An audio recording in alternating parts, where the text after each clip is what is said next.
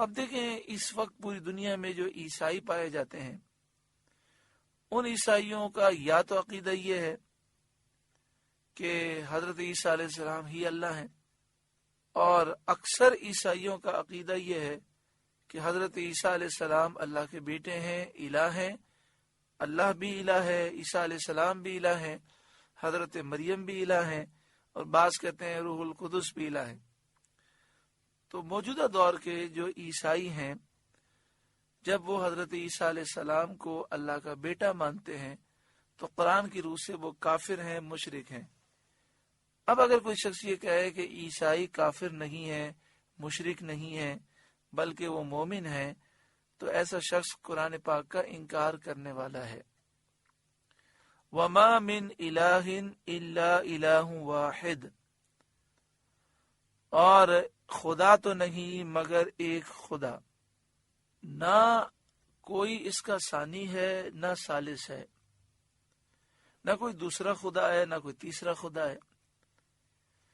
وہ وحدہ لا شریک ہے، وہ وحدانیت کے ساتھ موصوف ہے، اس کا کوئی شریک نہیں، باپ سے، بیٹے سے، بیوی سے، سب سے وہ پاک ہے۔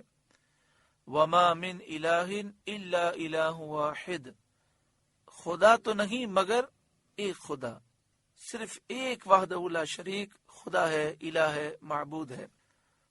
وَإِن لَّمْ يَنْتَهُوا عَمَّا يَقُولُونَ، اور اگر اپنی بات سے وہ باز نہ آئے اور تثلیث کے معتقد رہے، توحید اختیار نہ کی اور یہ کہتے رہے کہ خدا تین ہے، لَيَمَسَّنَّ الَّذِينَ كَفَرُوا مِنْهُمْ عَذَابٌ أَلِيمٌ، تو جو ان میں کافر مریں گے ان کو ضرور دردناک عذاب پہنچے گا۔ افلا یتوبون الی اللہ ویستغفرونہ، تو کیوں نہیں رجوع کرتے اللہ کی طرف اور اس سے بخشش کیوں نہیں مانگتے۔ واللہ غفور الرحیم، اور اللہ بخشنے والا مہربان ہے۔ قرآن دعوت دے رہا ہے کہ اے عیسائیوں، کیوں توبہ نہیں کرتے؟ کیوں یہ لوگ اللہ کی بارگاہ میں معافی نہیں مانگتے؟ سچی پکی توبہ کریں، ایمان لے آئیں، اللہ سارے گناہ بخش دے گا۔ مل مسیح ابن مریم الا رسول، مسیح بن مریم نہیں مگر ایک رسول۔ حضرت عیسیٰ عظیم الشان رسول ہیں، خدا نہیں، الہ نہیں، معبود نہیں، اللہ کے بیٹے نہیں ہیں۔ ان کو الہ ماننا غلط ہے، باطل ہے اور کفر ہے۔ قد خلت من قبلہ الرسل، اس سے پہلے بہت رسول ہو گزرے، وہ بھی معجزات رکھتے تھے۔ یہ معجزات اس بات کی دلیل تھے کہ یہ سچے نبی ہیں۔ اسی طرح حضرت عیسیٰ علیہ السلام بھی رسول ہیں، ان کے معجزات بھی نبوت کی دلیل ہیں۔ انہیں رسول ہی ماننا چاہیے، جیسے دیگر انبیاء علیہ السلام کو معجزات کی بنا پر خدا نہیں مانتے، ان کو بھی خدا نہ مانو۔ دیگر کئی نبیوں نے معجزات دکھائے، حضرت عیسیٰ علیہ السلام نے بھی اللہ کے حکم سے معجزات دکھائے۔ انہوں نے مردوں کو زندہ کیا، انہوں نے بیماروں کو شفا دی، برس کے مریضوں کو شفا دی، مادرزاد اندھوں کو آنکھیں دیں، غیب کی خبریں وہ دیتے۔ لیکن حضرت عیسیٰ علیہ السلام خود اعلان فرما رہے ہیں کہ یہ میں اللہ کے اذن سے کرتا ہوں اور اللہ کی دی ہوئی طاقت سے کرتا ہوں، میں الہ نہیں، خدا نہیں، معبود نہیں۔ تو یہ معجزات اللہ تعالیٰ نے اپنے نبیوں کو عطا فرمائے ہیں، لہذا عیسیٰ علیہ السلام کو خدا سمجھنا بہت بڑی غلطی ہے اور کفر ہے۔ وَأُمُّهُ صِدِّيقَةٌ، اور ان کی ماں صدیقہ ہیں، بہت سچی ہیں، جو اپنے رب کے کلمات اور اس کی کتابوں کی تصدیق کرنے والی ہیں۔ عیسیٰ علیہ السلام اور حضرت مریم کے متعلق فرمایا گیا، کانا یأکلان الطعام، دونوں کھانا کھاتے تھے۔ اس میں عیسائیوں کا رد ہے کہ خدا غذا کا محتاج نہیں ہو سکتا، تو جو غذا کھائے، جسم رکھے، اس جسم میں تحلیل واقع ہو، غذا اس کا بدل بنے، وہ کیسے الہ اور خدا ہو سکتا ہے؟ اللہ تعالیٰ تو کھانا کھانے سے پاک ہے۔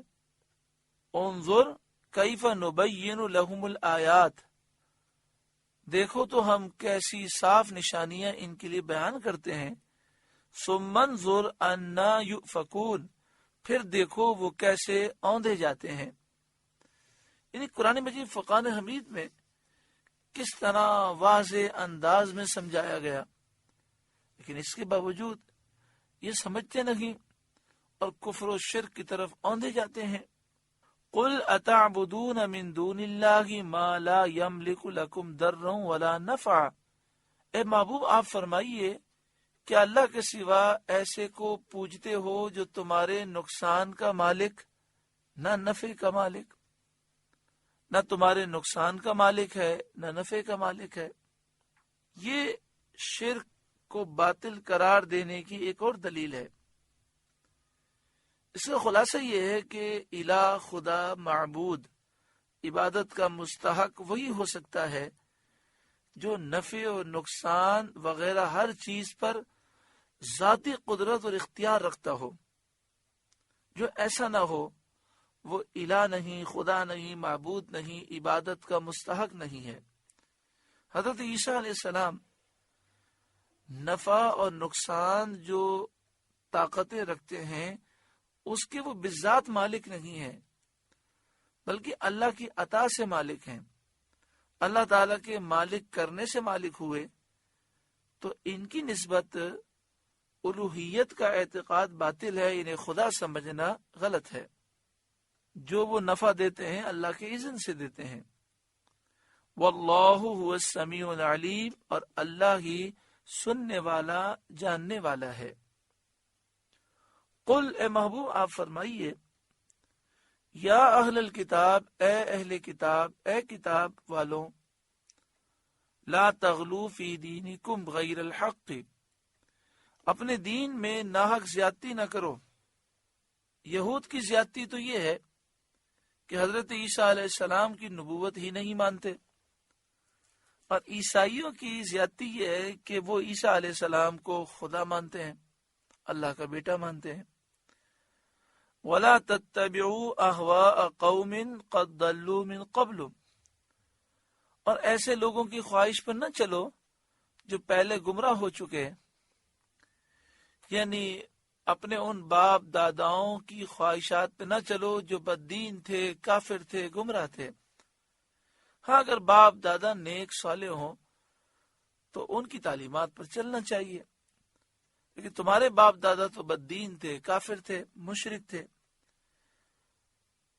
وَأَضَلُّوا كَثِيرًا، اور انہوں نے بہت ساروں کو گمراہ کیا۔ وَضَلُّوا عَنْ سَوَاءِ السَّبِيلِ، اور سیدھی راہ سے وہ خود بہک گئے، یعنی وہ لوگ جو خود گمراہ تھے، جنہوں نے بہت سارے لوگوں کو گمراہ کیا، ان کی پیروی نہ کرو۔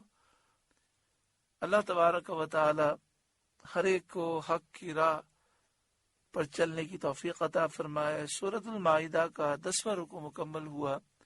اللہ تعالیٰ اس رکوع کے نور سے ہمارے قلوب کو روشن اور منور فرمائے۔ آپ سے گزارش ہے کہ قرآن کے اس پیغام کو آگے پہنچا کر ثواب جاریہ حاصل کریں۔